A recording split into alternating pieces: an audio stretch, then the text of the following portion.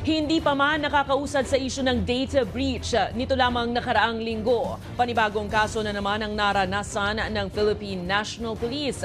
Nahak naman ngayon ang mahahalagang impormasyon tulad ng pangalan at license number na ginagamit sa pagpoproseso ng mga lisensya sa Civil Security Group. Ang masama pa, inilabas raw ito ng hacker at maaari pang ma-download. May balitang A to Z si Kim Salinas. Sana maging okay na kasi maraming mga guard na naabot sa trabaho nila.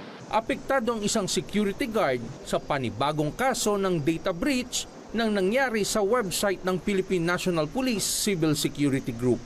Lunes pa siya dapat nakaschedule para sa capturing ng lisensya pero bigo siyang magawa dahil down ang system ng licensing office. Malaking abala kasi walang sasaurin. Kasi araw-araw kailangan may duty para may padala sa pamilya. Panawagan niya, bigyan na umano siya ng certification, katunayan na capturing na lamang siya at nang makabalik na siya sa trabaho. Pero ayon sa pamunuan ng PNP-CSG, for now, sa pagdating sa service natin, talaga munang temporarily suspended online and personal transactions sa FEO and SOSHA. Ang ina-assure lang natin sa public sa ngayon na we are working very hard para to determine ano yung extent ng data breach. Kitang-kita rin ang epekto ng data breach, tahimik at wala ring tao sa kanilang one-stop shop.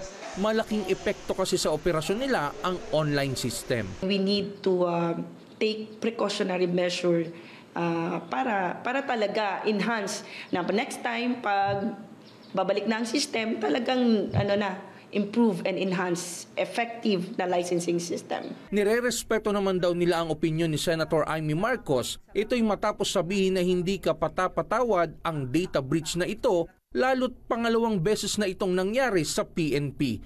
Una sa logistics at ngayon naman sa CSG-FEO. Giit naman ng DICT, of course, once the attacker was inside, it's only a matter of days before they identified their next target.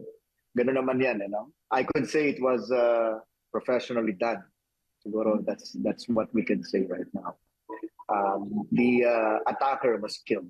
Ang mahirap pa, nilabas ng hacker lahat ng records ng individual na nasa system at nada-download ito. Unfortunately, the data includes names of license holders, including their license numbers, in some cases, including their email addresses, their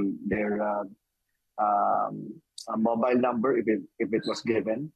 In some cases, we've seen residential addresses or whatever type of address. Sa pinakabagong datos ng PNP Anti-Cybercrime Group, umabot na sa kabuang 4,469 na insidente ng cybercrime ang naitala sa unang quarter ng 2024. Tumaas ito ng 21.84% mula sa 3,668 insidente noong huling quarter ng 2023. Patuloy naman ang investigasyon patungkol sa nangyaring data breach pero wala pang eksaktong araw daw kung kailan mababalik sa normal ang website. Para sa Balitang A to Z, Kim Salinas.